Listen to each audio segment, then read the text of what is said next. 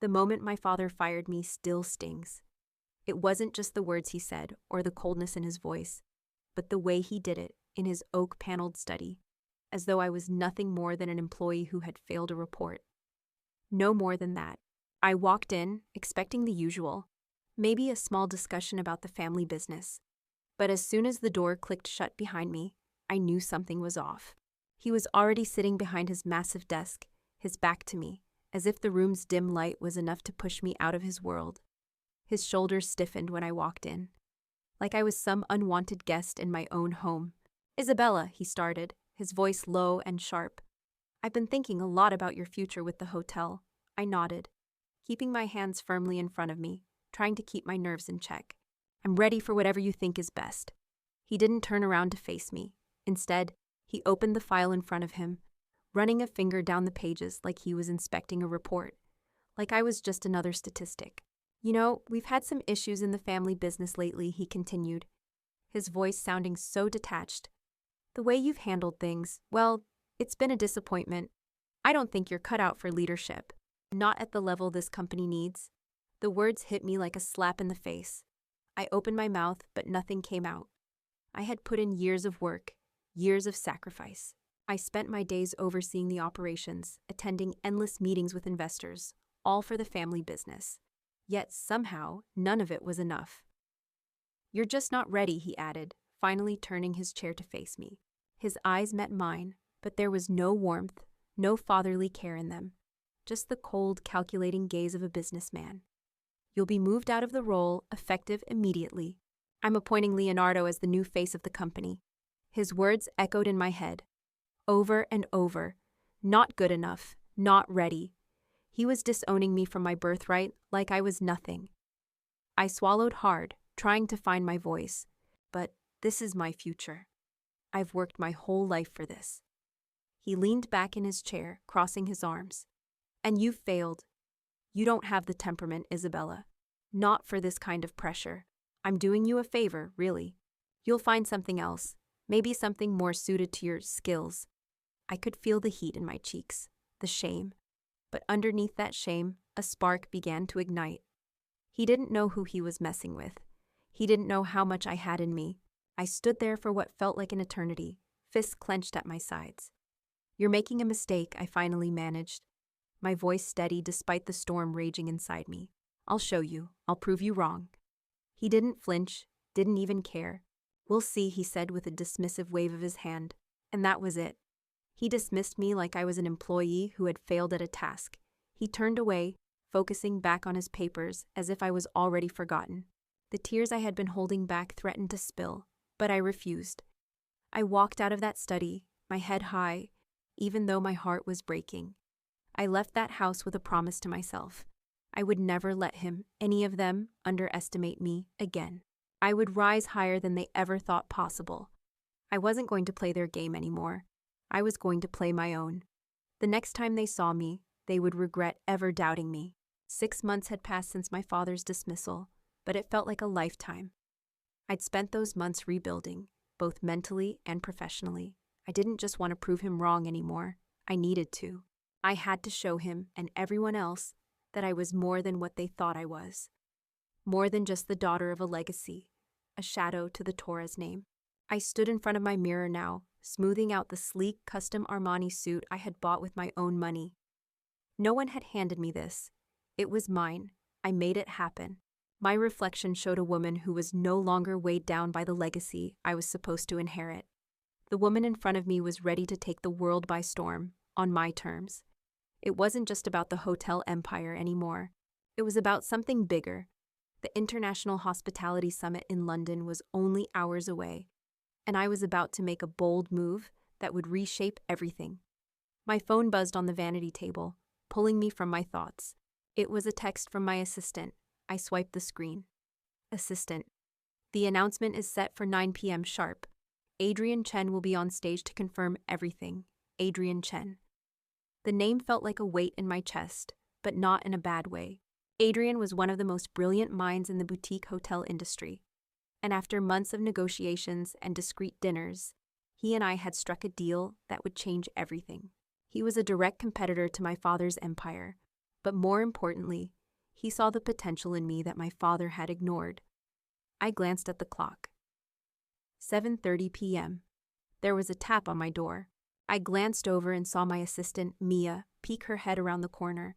She was always so efficient. But tonight, there was a certain energy in the air, an energy I recognized. The calm before the storm. "You look stunning," she said with a small smile, clearly impressed by the outfit. "Are you ready for this?" I adjusted my jacket one last time and stood a little straighter. More than ready. The plan was simple. The announcement at the summit would go live across the world at 9 p.m. Every hotel tycoon, influencer, and government official in the industry would be watching. The media would be buzzing, and my father would be in the crowd, completely unaware of the storm about to hit him. As soon as I partnered with Adrian, things had started falling into place. Together, we had worked quietly, efficiently. Adrian's boutique hotel brand was known for innovation, precision, and flair, everything that my father's outdated empire lacked. Over the past few months, I had learned every in and out of Adrian's operation, all while keeping my move a secret from my family. Mia handed me a sleek black folder, and I flicked it open. It held my prepared speech, my statement for the world. I skimmed the opening lines. Adrian had already signed the papers, and by 9 p.m., I would be officially announced as the new CEO of his $12 billion company. In that moment, I would steal the spotlight from my father, securing my position in the industry and cementing my power. Mia watched me closely, waiting for my response. I closed the folder and smiled at her. "Let's do this." As we walked out to the car waiting outside my apartment, I took one last glance at the building I had once called home. The Torres estate had been the center of my world, but now I was stepping into a new life, one where I would be the architect of my own success.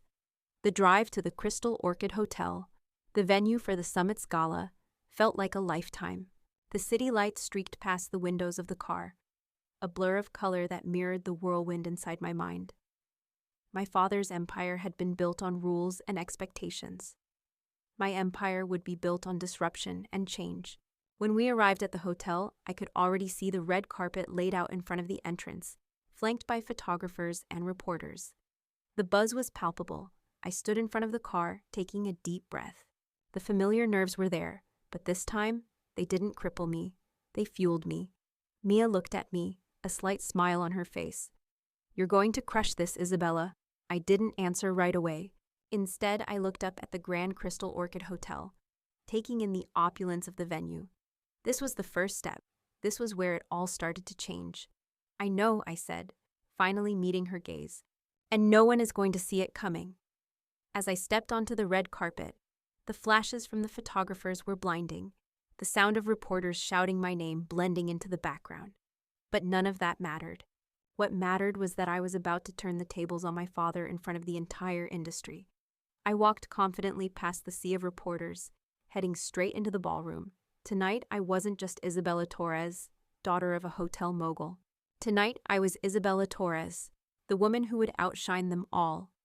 The Crystal Orchid Hotel's ballroom was a sight to behold. Opulent, sleek, and buzzing with energy.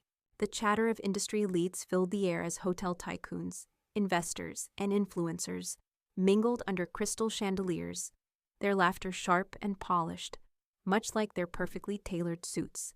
For a moment, it felt like stepping into a world I'd only ever dreamed about. I wasn't supposed to be here, not this way, not with the last name Torres. But tonight, I wasn't just another pawn in my father's legacy. Tonight, I was here to take my place at the table. As I entered the main hall, a subtle hush fell over the crowd. Heads turned and eyes followed me. Some curious, some calculating, and others with that familiar edge of disdain I had grown so used to from my family. I could feel the weight of their expectations pressing down on me. They thought I was an outsider, but soon they'd realize the truth. "Isabella Torres," someone whispered behind me, and I saw my father's name flash across the screens that lined the room. His arrival was still moments away, but people were already buzzing about the Torres family's latest acquisitions, unaware of the surprise that was about to hit them. I kept my gaze straight ahead, ignoring the stares. In that moment, I knew I was no longer defined by my father's empire. Tonight, the world would see me for what I truly was. a force in the hospitality industry, not a daughter, not a failure, a leader. A valet stepped forward and ushered me into the ballroom, just as I had been instructed by Adrian. "Miss Torres, we have your seat reserved." The smooth, practiced voice was enough to cut through the rest of the noise. I nodded, allowing myself to be led past a sea of unfamiliar faces. People greeted me with forced politeness, but their smiles didn't quite reach their eyes. They had no idea who I was yet, but they would. They would soon understand that I was no longer the quiet daughter in the background. I was here to disrupt. As I passed by a group of familiar faces, my father, Leonardo, and some of the top investors from their company, I kept my back straight. My father was in his usual element, holding court with ease, laughing and slapping backs. Leonardo, ever the dutiful son, was beside him, nodding enthusiastically to whatever my father said. They hadn't even noticed me yet. I glanced at them, then shifted my focus to the massive stage at the far end of the room. Adrian would be speaking shortly. As CEO of his $12 billion company, he would announce his latest move, and the world would listen. I didn't need anyone's attention to feel powerful, but the timing of the announcement had to be perfect. My heart raced. This was it. This was the moment that everything would change. I made my way through the crowd, walking with the quiet confidence I had honed over the last few months. There was a whispering of curiosity as I moved past, but no one dared to stop me. I reached the front row, where my seat had been carefully reserved, at the center, directly in front of the stage. Just as I sat, I took in the faces around me. Some familiar, most not. But it didn't matter. No one would matter soon. A hush descended over the room as Adrian Chen took the stage, his sharp suit and calm demeanor commanding the attention of everyone present. The audience quieted instantly, waiting for the bombshell that would soon be dropped. "Ladies and gentlemen," Adrian's voice rang out, smooth and confident. "Thank you for joining us tonight. The future of hospitality is here, and it starts with disruption." I sat up straighter, feeling a tinge of excitement as I recognized the words he'd been telling me during our private meetings. His message was clear. This was not just another announcement. It was the beginning of something new, and I was going to be at the heart of it. The hotel industry is evolving, and we are proud to announce a new chapter in our journey. With that, I am pleased to introduce someone who will lead us into this future. Adrian paused, his eyes scanning the room. The suspense was thick in the air, palpable. Isabella Torres, the new CEO of Chen Hotels International. The room seemed to freeze. There was a beat of stunned silence before the applause began, tentative at first, then growing louder, but I could already sense the undercurrent of disbelief rippling through the crowd. I stood, my heart pounding, my breath steady. My father's face, frozen in shock, was priceless. He hadn't seen it coming. The applause swelled, and I moved toward the stage, my heels clicking sharply against the marble floor. As I took my place beside Adrian, the spotlight shifted onto me, and for the first time in my life, I didn't shrink from it. I met the eyes of the crowd, all of them wondering how I, Isabella Torres, had just taken the reins of the company that was supposed to be my father's legacy. The light on me felt almost too bright, but I welcomed it. I stepped forward, my hand firmly shaking Adrian's, and then I spoke, my voice loud and steady, cutting through the whispers. "Thank you, Adrian," I began. My voice amplified across the room. "And thank you to all of you who have supported me in this journey. Today marks a new era for hospitality, one where innovation, courage, and above all integrity will define our industry." My eyes flicked toward my father, still seated in the back of the room, his mouth slightly agape. It was almost too easy. "We will transform this industry," I continued, my voice strong now, full of power and conviction. "We won't just follow trends. We will set them." The audience was rapt, hanging on every word, but my focus remained on my father. His expression, caught between confusion and anger, only fueled my fire. "And for those of you who believed in me," I said, my gaze never wavering, "thank you for your trust. We will make history together." The applause started again, stronger now, but it was his face that stayed burned into my memory, the look of betrayal. The look of someone who thought he had control of everything, only to realize that the game had changed. I had won, and my father, my family, would never forget it. The buzz in the room was palpable as Adrian and I made our way off the stage. the cameras flashing like a storm. Whispers spread quickly through the crowd. But I kept my head high. The plan had gone perfectly so far, but I knew the real test was about to begin. I hadn't expected it to come so soon. As I stepped down from the stage, I saw a familiar face among the crowd. A woman standing just a few feet away, staring at me in shock. Clara, my former personal assistant. She was standing by the refreshment table, her hand still holding a glass of champagne. But she wasn't even looking at it. She was staring at me with wide eyes. It was the same stunned expression I had worn when I first heard the news from my father 6 months ago. She caught my gaze, and the tension between us was instant. It had been years since we'd last spoken. I had never expected to see her here, not after everything. Clara had been one of my closest confidants during my time at Torres Hotels, but the second I was fired, she disappeared, like so many others. Now she was watching me with a look I couldn't quite place. It was equal parts shock, pity, and awe. I should have kept walking. I had come too far to get distracted by ghosts from my past. But instead, I found myself moving toward her, my feet carrying me before I could stop myself. I was curious, and I couldn't help it. When I reached her, she didn't immediately speak. Instead, she just stood there, watching me. The awkward silence hung between us for a moment before she finally broke it, her voice tentative. "Isabella," she said softly, as if she wasn't sure how to approach me. "I didn't expect to see you here. She stopped herself, taking a small step back as though to gauge my reaction. I forced a smile, trying to mask the discomfort that crept up at the sight of her. "Neither did I, Clara. It's been a while," she nodded, her eyes flicking nervously toward the crowd behind me. I saw the announcement. I didn't know what to think. There was something in her tone, something like guilt, maybe, or fear. I cocked my head slightly, studying her. "What do you mean by that?" Clara's gaze dropped to the floor, then back up to me. I'm sorry, Isabella, for what happened. After you were let go, I didn't know what to do. Everyone kind of distanced themselves. Your father made it clear, and She trailed off, her words dissolving into the crowd's chatter, her discomfort palpable. I crossed my arms, feeling a strange mix of sympathy and anger. Your father made it clear. That was how it always was, wasn't it? My father, making decisions for everyone, creating walls between people. "Well, you could have done something," I said, my voice steady but with an edge to it. "You could have stood up for me. You could have told him that I deserved more than just a dismissal. But instead, you let him call the shots." Her eyes widened, and she looked down at the glass in her hands as if she couldn't quite meet my gaze.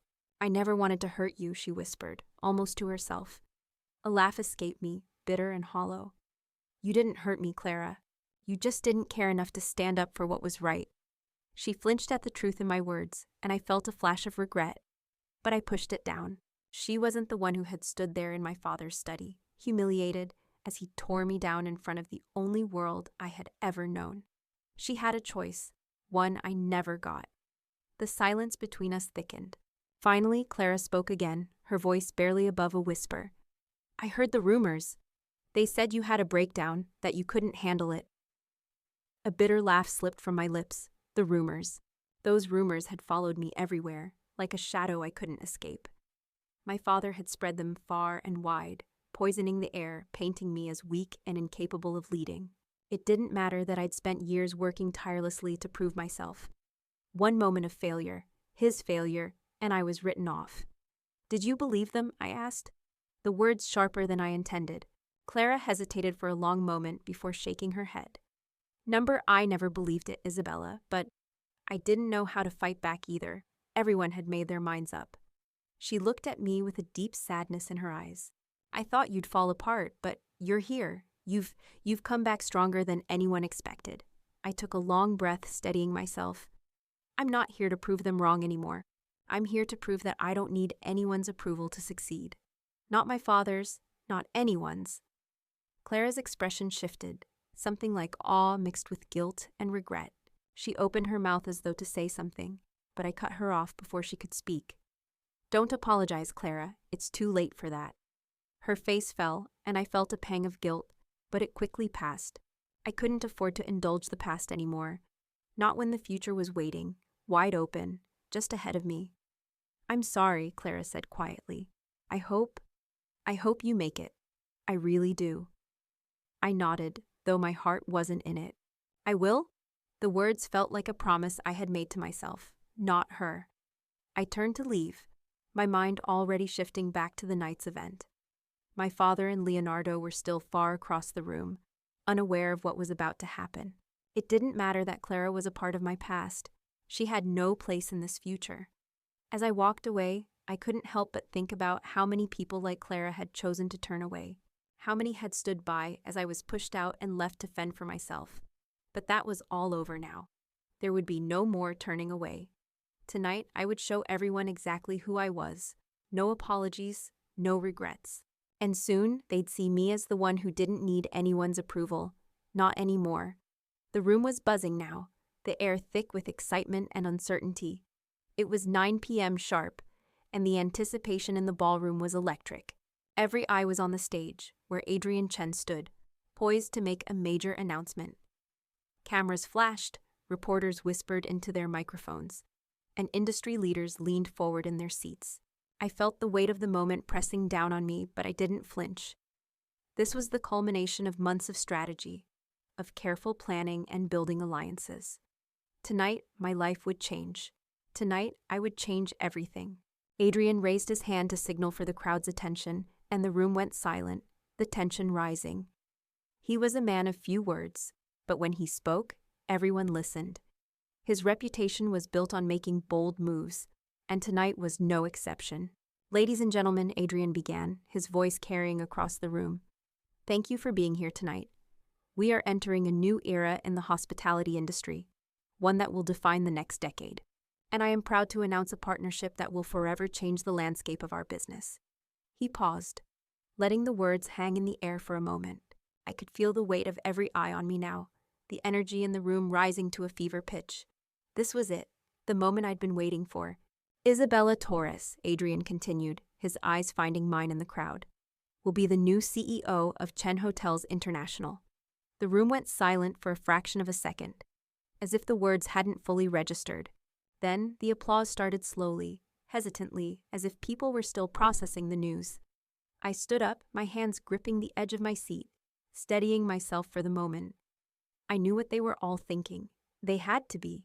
Isabella Torres? The same Isabella Torres who was fired from her father's company? I stood, my back straight, and made my way toward the stage.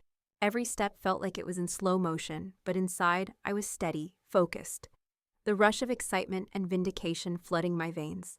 The spotlight followed me as I walked up the few steps to the stage, and the faces of everyone in the room were a blur. My father was somewhere back there. I was sure of it.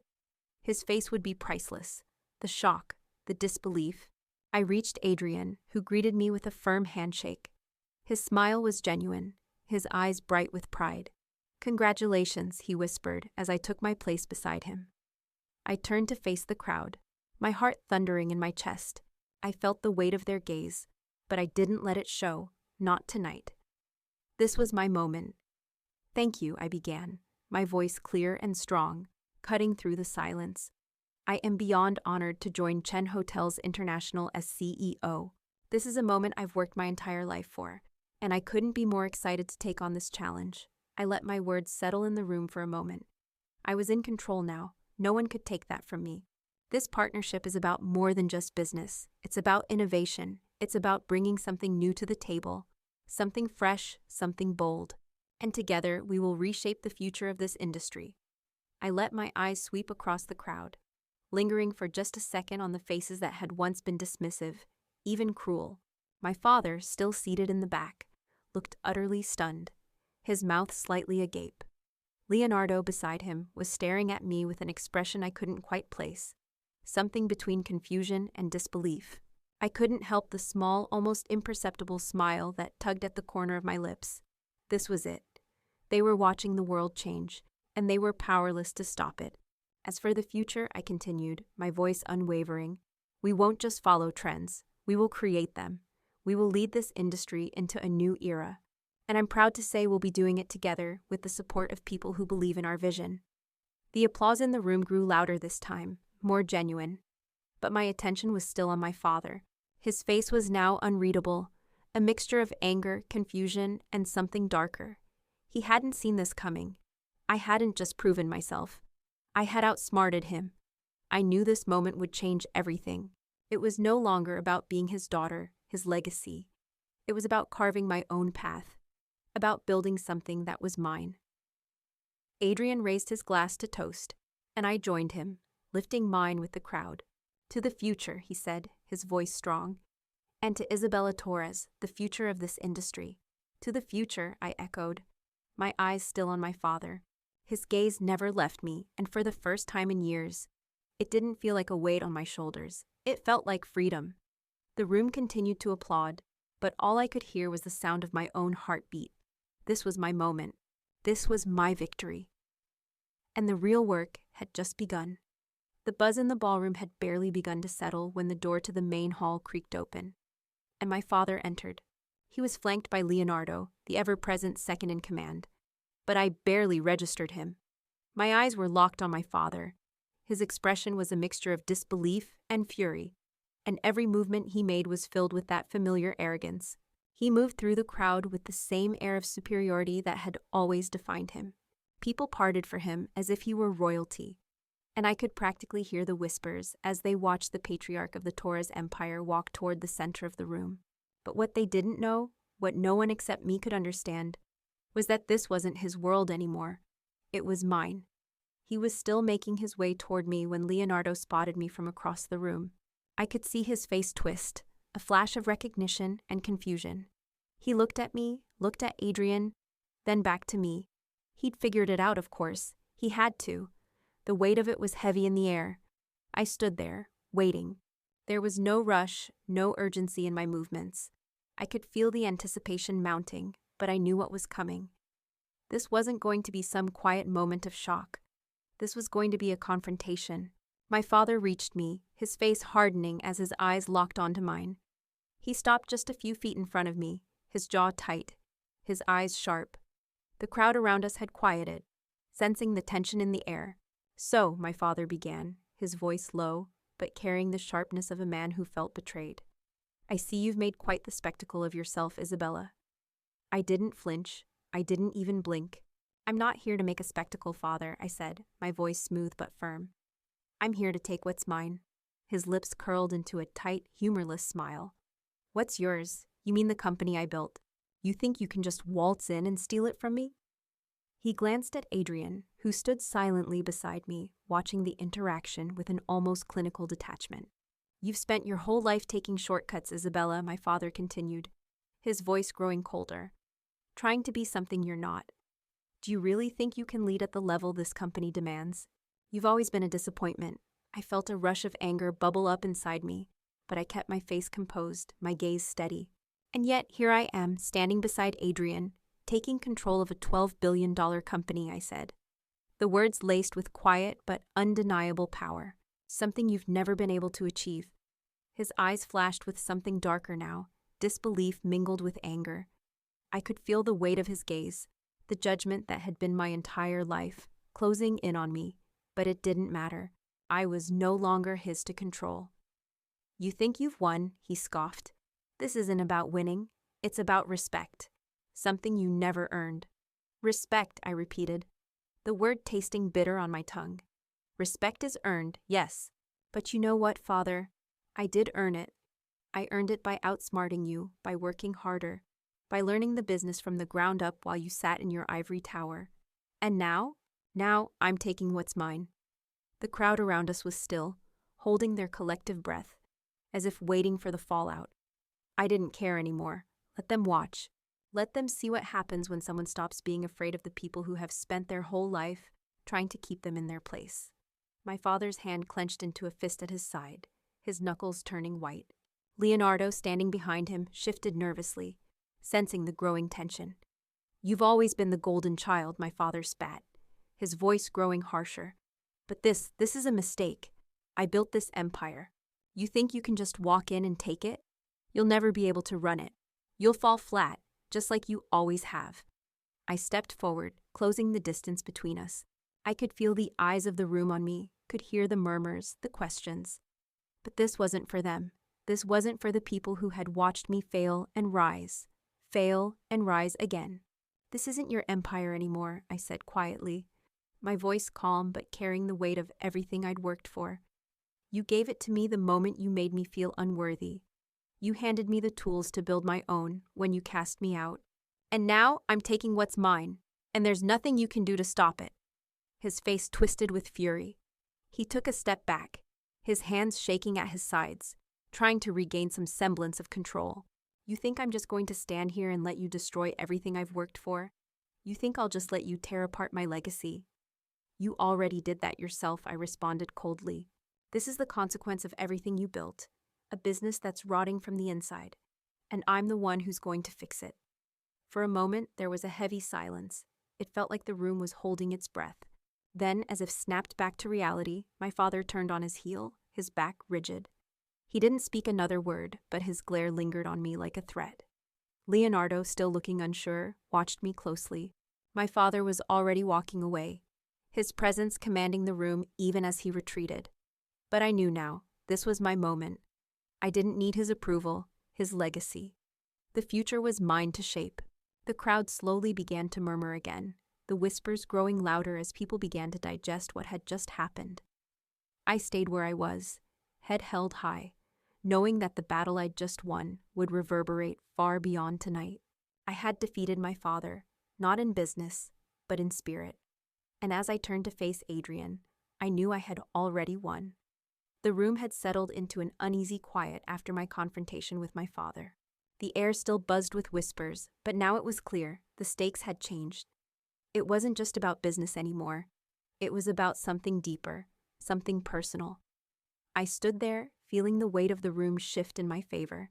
Adrian had stepped back, allowing me to command the space. But even with that moment of victory, there was more to do.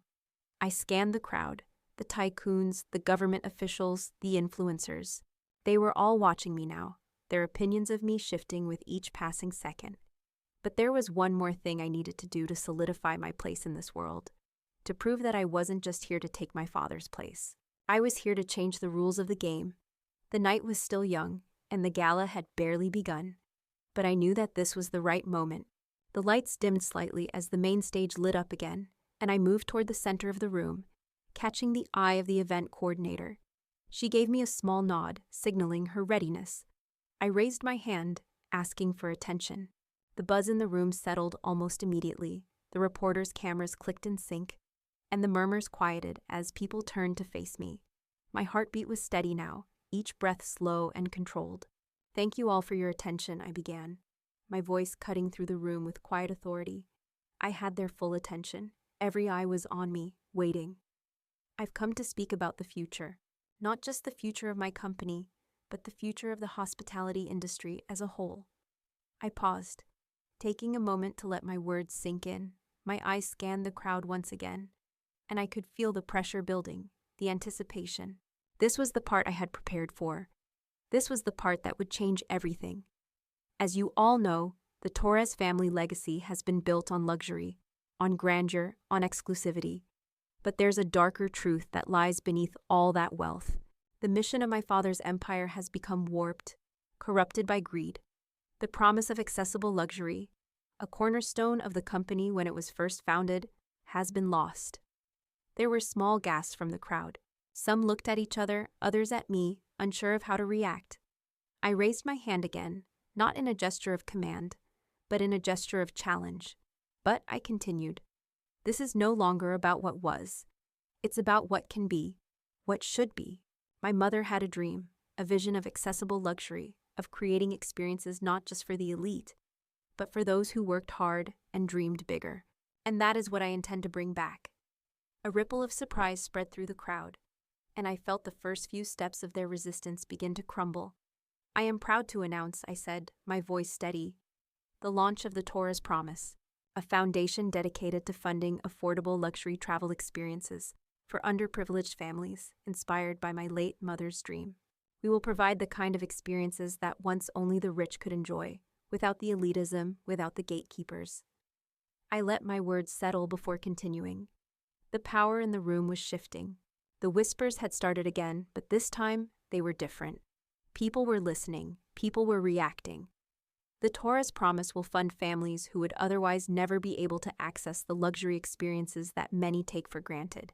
I am here to bring back the original vision of the Torah's name, the one that believed in giving everyone the opportunity to dream bigger, not just those who could afford it. There was a heavy silence now, and for the first time that night, I saw a hint of fear in my father's eyes as they locked on me from across the room. I had seen it before, the way he'd react to the threat of losing control. I wasn't done. As part of this mission, I said, we'll also be addressing the ethical concerns that my father's company has long ignored. For years, there have been allegations of unfair wage practices, unethical price hikes, and exploitation of workers.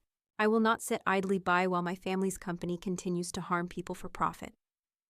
The room was absolutely still now, every eye on me. My father's face was red with anger, his fists clenched at his sides. I knew he wanted to shout, to stop me, but this wasn't his moment anymore. I stepped forward, meeting his gaze head-on, a quiet defiance in my posture. Tonight, I said, my voice loud and clear, I'm also revealing internal documents that show how my father's empire has been increasing prices on luxury stays while exploiting its staff. Those documents have already been submitted to regulatory bodies, and investigations are underway. The room erupted into a low murmur, people exchanging looks of shock and disbelief. The weight of my words was just starting to sink in, and I could see the first cracks in the facade of my father's empire beginning to form. But that's not all, I added, smiling to myself. The Torah's promise will begin by acquiring Riviera Resorts. For years, my father has had his eye on that property, but he couldn't secure it. Well, I've secured it, and it's going to be the flagship of this new mission, an example of what accessible luxury can look like. There was a stunned silence, followed by the faint buzz of conversation. My father was stiff, his face now a deep shade of crimson. I could practically hear his teeth grinding as his mind raced, trying to make sense of what was happening. You can keep your empire, I continued, my voice cool. But what I am building will be something much bigger, much more meaningful. The Torah's promise will be the legacy I leave behind, and it will outlast everything you've created. My father stood motionless, but I could see his anger. I could feel it. And yet, for the first time, I didn't fear it. I didn't fear him. I had taken control. I had claimed my place. And the destruction of his empire, that was only just beginning. You want to talk about legacy, Father? I asked, my voice cutting through the tension. The legacy I will leave is one that honors my mother's dream. A legacy of dignity, integrity, and fairness. A legacy that won't die with me, but will live on for generations. I looked across the room, my gaze shifting from the stunned faces of the crowd back to my father. There was no going back now. I will show you what it means to build something truly worth inheriting. And just like that, I had struck the final blow. The room was still in shock, the air thick with disbelief. My father stood frozen, the color draining from his face as his hands tightened into fists at his sides. The weight of my words had hit him harder than I had anticipated. And for the first time, I could see it. He wasn't in control. The murmurs of the crowd were growing louder now, a low hum of conversation that buzzed in the background. But I barely heard any of it. My focus was entirely on my father, his stiff posture, his clenched jaw, the silent fury radiating off of him. I could feel his resentment like a physical force, but more than that, I felt something else. I felt free. For so long, I had been tethered to his expectations, to his legacy. But now, standing in front of all these people, many of whom had only known me as his daughter, there was no more shadow of his dominance hanging over me. I took a deep breath and looked at him, letting the silence stretch between us, giving the room time to absorb the weight of my announcement. There would be no apologies, no backtracking. This was my moment, and I was going to make it count. The reporters, sensing the tension, had already started to snap their cameras. The flashes from their lenses filled the room with blinding light, adding an almost surreal quality to the moment. I stood there, calm and composed, while my father seethed behind me. He was like a statue, his anger barely contained. But I refused to let him break my composure. He was the one who had underestimated me. He was the one who had told me I wasn't good enough. And tonight, I was proving him wrong. As the crowd shifted nervously, a reporter stood up from the front row, her microphone raised. "Miss Torres," she called out, her voice sharp, cutting through the tension.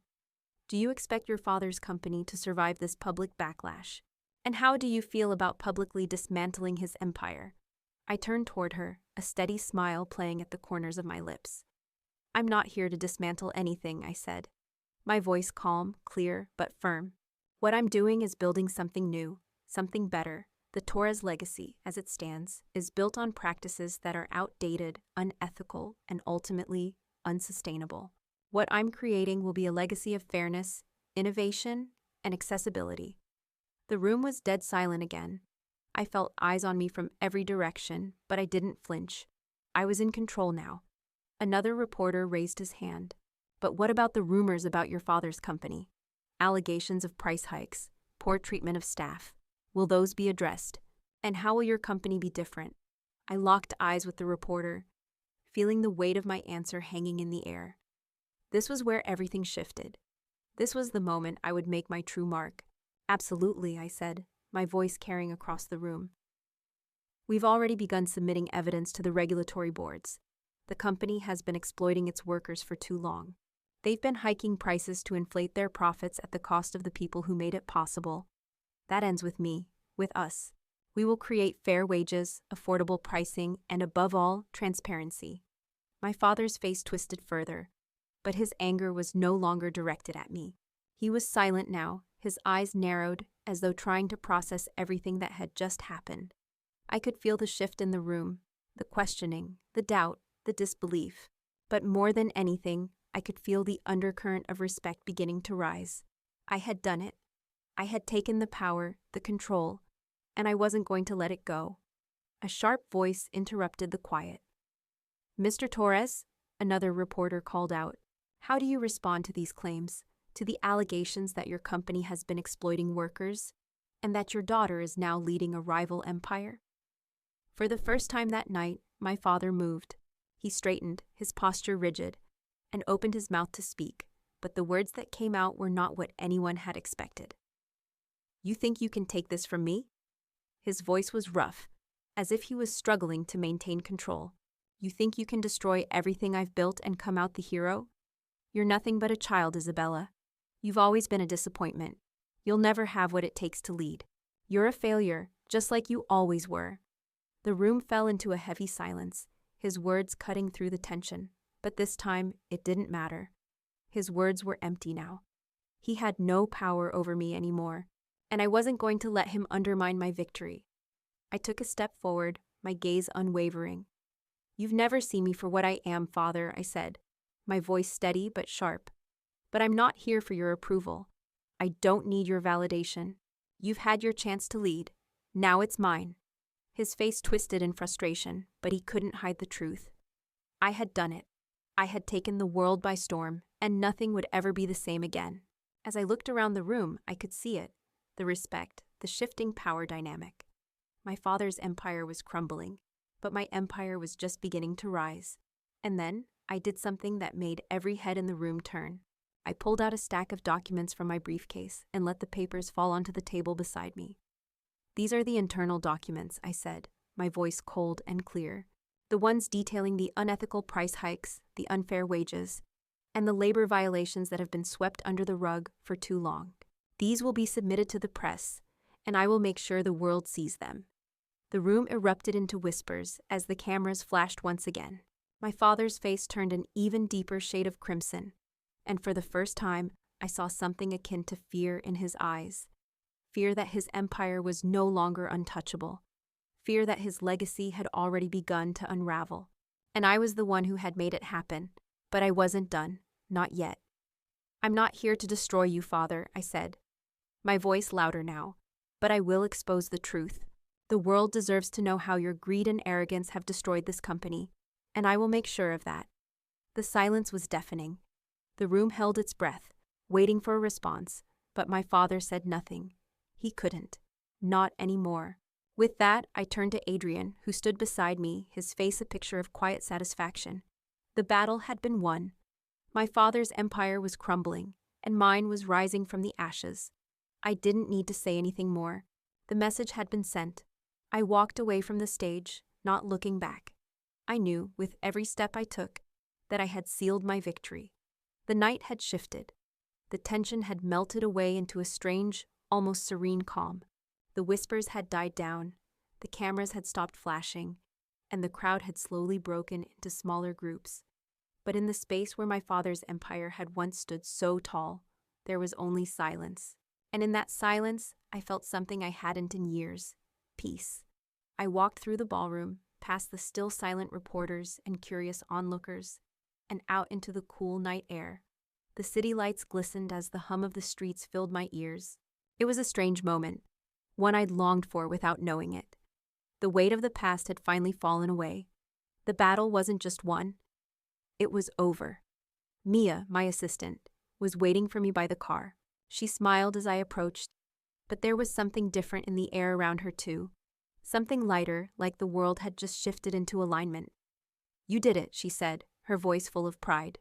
I nodded, a smile tugging at my lips. "Yeah, I did." The car ride was quiet, but it wasn't uncomfortable. I could feel the weight of the moment, like the calm after a storm, but it was more than that. It was the beginning of something new. I wasn't just moving forward with my company.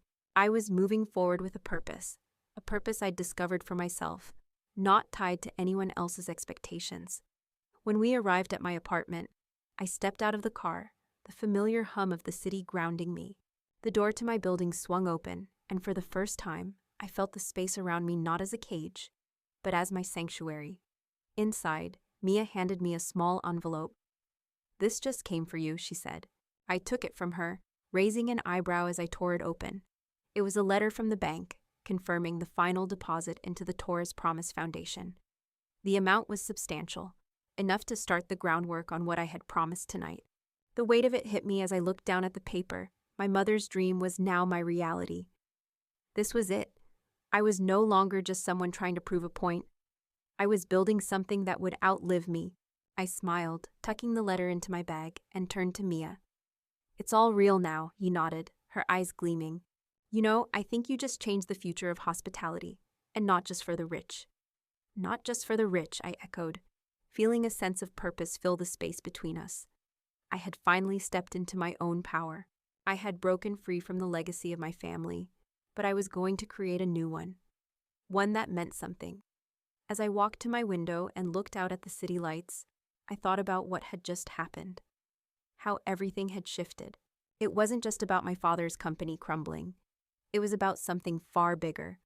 It was about taking control of my own destiny, and that meant everything. I heard the sound of my phone buzzing from across the room. I turned to pick it up, seeing an email notification flash across the screen. It was from the foundation's board. They were ready to start their first round of grant submissions. I couldn't stop the grin that spread across my face. This was real. The work was just beginning, and I was ready for it. I walked back to the couch, sitting down and opening the email. There were so many ideas, so many possibilities ahead of me. But as I read through the plans, a single thought passed through my mind. This is what it means to truly be free. The work I was about to do, the changes I would bring, they were bigger than just me. It was for the people who needed this, the ones who would never have dreamed of experiencing the world in the way my family's empire had shown them.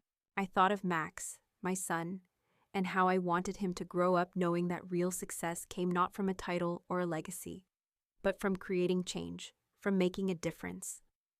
My phone buzzed again. It was a text from the press. The storm had passed, but the world would soon be watching. "Press. Isabella, we would love to get a statement from you regarding the Torres Promise. The world is waiting. Would you like to schedule a press conference?" I stared at the screen for a moment, the weight of it settling in. The world was watching, yes, but they weren't watching to see if I could succeed. They were watching because they knew I already had. I quickly typed a reply, feeling the power of my decision, the next chapter, coming alive in my hands. "Me. Let's set up a press conference for next week. And make sure we announce the first grants of the Torres Promise. It's time to get started." I hit send, stood up, and walked over to my kitchen. For the first time in years, I didn't feel like I was chasing something that wasn't mine. I had built it from the ground up, brick by brick, and now the real work began. I smiled as I opened the fridge to grab a drink. The world was about to change, and I was ready.